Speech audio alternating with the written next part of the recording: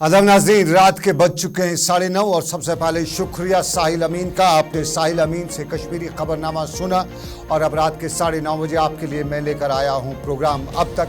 और रात 9:30 बजे से रात 10:30 बजे 9:30 से 10:30 तक के इस प्रोग्राम के दौरान हम दुनिया जहां की बड़ी खबरों से रोशनास आपको करेंगे, लेकिन शुरुआत करेंगे आपको हम दफ़ा 302 के बराबर के मामले से। दफ़ा 302 कत्ल का मामला होता है और ये बिल्कुल आज हमें खेल के मैदान में श्रीलंका पे लगते हुए देखा।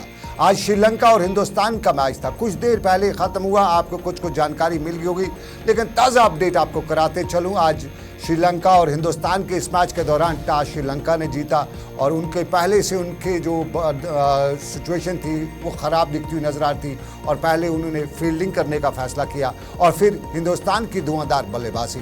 अगरचे हिंदुस्तान के कप्तान आज कुछ खास तो कर नहीं सके, लेकिन उसके बाद हिंदुस्तान के शुभम गिल, हिंदुस्तान की तरफ से विराट कोहली और उसके साथ साथ सुरेश अय्यर दोनों ने 90 के आसपास जाते हुए यानी 100 के आसपास जाते हुए शुभम गिल ने 92 रन बनाए, कोहली ने 88 और 82 अय्यर बना गए और फिर कुल मिला के 357 का टारगेट दिया श्रीलंका को और हिंदुस्तान के 357 का टारगेट देते हुए 8 खिलाड़ी ही आउट हुए थे।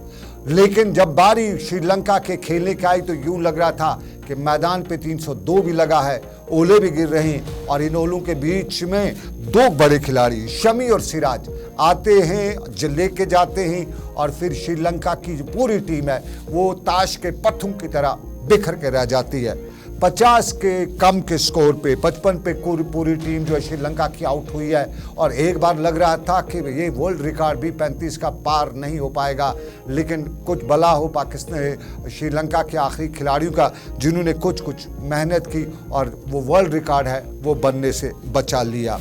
कुल मिला के आज शमी ने 5 विकेट लिए, सिराज ने 3 लिए, बुमराह 1 लेके गया और जडेजा भी 1 विकेट लेके गया। लेकिन आज के बैट मैच की खास बात हुई वो शमी की वो बॉलिंग थी, वो नपी-तुली बॉलिंग थी जिसमें श्रीलंका के खिलाड़ियों को कुछ नज़र ही नहीं आ रहा था और 19.4 ओवर्स में कुल मिला के श्रीलंका की टीम पूरी तरह से ढेर होके रह गई। अब जो पॉइंट परसेंटेज है, पॉइंट का जो ग्रुप है, पॉइंट्स में अब हिंदुस्तान सरफहरिस्त है 12 पॉइंट्स के साथ और अब देखना है आगे वाले मैचों में क्या कुछ होता है। लेकिन फिलहाल श्रीलंका को श्री और लंका दोनों ही डुबो के रखी गई आज। और चलिए अब हम सियासत के गलियारों पे नजर डालते हैं और सियासत के गलियारों में वजीर दाखिला अमित शाह हरियाणा के इलाके में थे और हरियाणा में जब उन्होंने तकरीर की तो जम्मू कश्मीर को सरफहरिस्त अपनी तकरीर में रखा।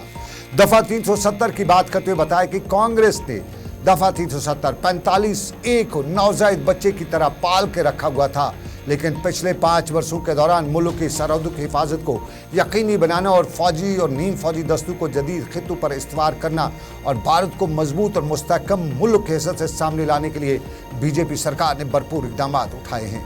हरियाणा में उन्होंने बताया कि पिछले 9 वर्षों के दौरान भारत को मजबूत और मुस्तहकम मुल्क की हैसियत से सामने लाया गया है और जब मुल्क की आवाम ने उनके अल्फाज के मुताबिक नरेंद्र मोदी को 2019 के पार्लिमानी इंतखाबात में वाज़िया बरतरी दी तो तभी नरेंद्र मोदी ने बिला किसी झिझक के 370 को मनसूख करने के इक़दाम उठाए और उनके अल्फाज के मुताबिक जम्मू कश्मीर को मुल्क के साथ मदगम करने की कार्रवाई अमल में लाई। उनके अल्फाज के मुताबिक 370 के नासूर को बीजेपी ने ख़त्म इसलिए किया क्योंकि बीजेपी के पास पूरी ताकत थी, पूरा बहुमत था। सुनिएगा अमित शाह को जम्मू कश्मीर से मुतालिक क्या कहते हैं और उसके बाद हम बाकी खबरों पर चलेंगे। ये धारा 370 इतने सालों से अनरस बच्चे की तरह अपनी गोदी में खिलाते रहते। मोदी जी को आपने दूसरी बार प्रधानमंत्री बनाया 5 अगस्त 2019 को धारा 370 को समाप्त करने का काम नरेंद्र मोदी ने किया। और राहुल बाबा भाषण करते थे खून की नदियां बह जाएगी। अरे राहुल बाबा खून की नदियां छोड़ो, किसी की कंकर चलाने की हिम्मत नहीं है कंकर चलाने की। नरेंद्र मोदी सरकार देश की सीमाओं को सुरक्षित करने का काम नरेंद्र मोदी जी ने किया। देश की सेनाओं का आधुनिकीकरण करने का काम नरेंद्र मोदी सरकार ने, और सीमाओं पर इंफ्रास्ट्रक्चर बनाकर हमारी सेनाओं को सुविधा देने का काम भी नरेंद्र मोदी ने किया है। और हरियाणा के प्रभारी सांसद को सौभाग्यशाली महसूस कर रहे हैं। माननीय तुम इंतखाबात और उसके साथ साथ मुल्क में पार्लिमानी इंतखाबात भी होने जा रहे हैं और उस हवाले से जम्मू कश्मीर की सियासत भी काफ़ी तौर पे गरमाई हुई इंतखाबी रिलीज में दिखाई दे रही है। लेकिन अब जम्मू कश्मीर के हाल अहवाल आपको बताते चलें। आज पुलिस ने अवंतीपोरा में पुलवामा के ख़ुसूसी अदालत पुलवामा के हुक्मनामे की तामील करते हुए इलाकाई मजिस्ट्रेट की मौजूदगी में एक रिहायशी मकान को कुर्की किया। इस प्रॉपर्टी को मारूफ मिलिटेंट और हिजबुल मुजाहिदीन के साबका कमांडर रियाज नायकू को पनाह देने की पादाश में कुर्की किया है और एनआईए की ख़ुसूसी अदालत ने इस जायदाद को अटैच करने के अहकाम सादर किए हैं। ये पुलिस का बयान है। पिछले 24 घंटों के दौरान मिलिटेंटों की बिलवास्ता या बिलावास्ता हिमायत करने और पनाह देने के इल्ज़ामात में जनूबी कश्मीर में 2 मकानात को अटैच किया गया है और जम्मू कश्मीर हुकाम ने 24 घंटों के दौरान जनूबी कश्मीर के पुलवामा और कुलगाम में जो मकानात को अटैच किया है उनके हवाले से आज के हवाले से बताया जाता है कि सन 2019 में एनकाउंटर पेश आया था जिसमें जम्मू कश्मीर पुलिस के एक डीवाईएसपी अमन ठाकुर और एक फौजी एहलकार मारे गए थे, जबकि इस एनकाउंटर में 3 मिलिटेंट भी मारे गए थे। और जनूबी कश्मीर के पुलवामा जिले में अटैच किए मकान में सन 2020 में एनकाउंटर पेश आया था जिसमें रियाज नायकू मारा गया था और पुलवामा जिले के बेगपुरा अवंतीपुरा इलाके में एनआईए कोर्ट ने ख़ुसूसी अदालत के अहकाम के पेश नज़र आज़ाद अहमद अली की प्रॉपर्टी को अटैच किया। आज़ाद अहमद अली इस वक्त जेर हिरासत थे और उन्हें रियाज अहमद नायकू को लॉजिस्टिक सपोर्ट फराहम करने के इल्ज़ाम में गिरफ्तार किया गया था, जबकि आज़ाद की गैर मनकूला जायदाद को भी आज कुर्की किया गया है।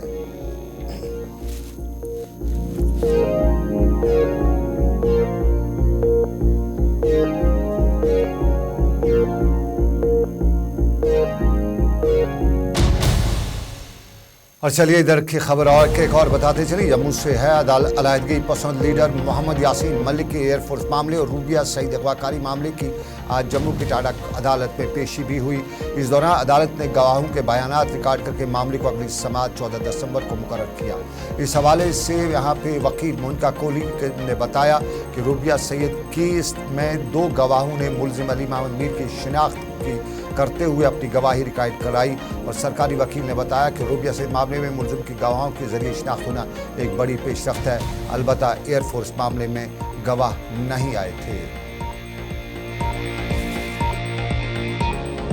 आज यासीन मलिक के दोनों केसेस लगे थे, RC7 and RC1 air force case and Rubaiya Sayeed kidnapping case.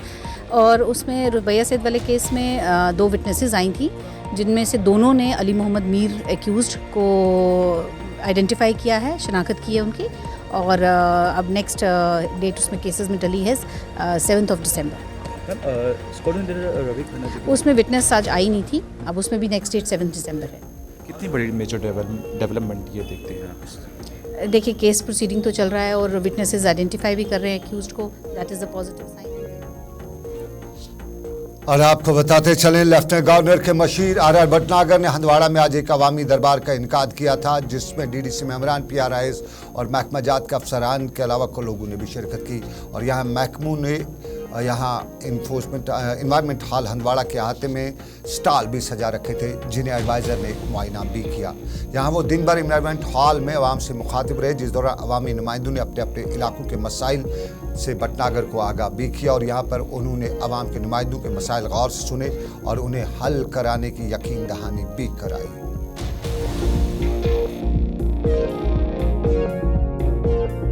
जिला प्रशासन द्वारा जो मसले बताए गए हैं इन सब पर जो है वो विचार करते हुए जल्द से जल्द का जो निस्तारण के लिए एक्शन लिया जाएगा। और इस जिले में बहुत पोटेंशियल है ग्रोथ का, डेवलपमेंट का। और बहुत अच्छा लगा यहाँ के कुछ आइकॉन्स जिन्होंने स्वयं यहाँ पर अपनी इंडस्ट्रीज खोली हैं, अपने इनिशिएटिव्स लिए हैं और यहाँ पे 1 डिस्ट्रिक्ट 1 प्रोडक्ट में भी अच्छा काम हो रहा है। तो सभी यहाँ के पहलुओं को देखते हुए ये प्रयास रहेगा कि भी यहाँ पर इस डिस्ट्रिक्ट की का जो पूरा पोटेंशियल है और यहाँ के लोगों का जो पूरा पोटेंशियल है उसको रियलाइज करने का उन्हें पूरा अवसर दिया जाए।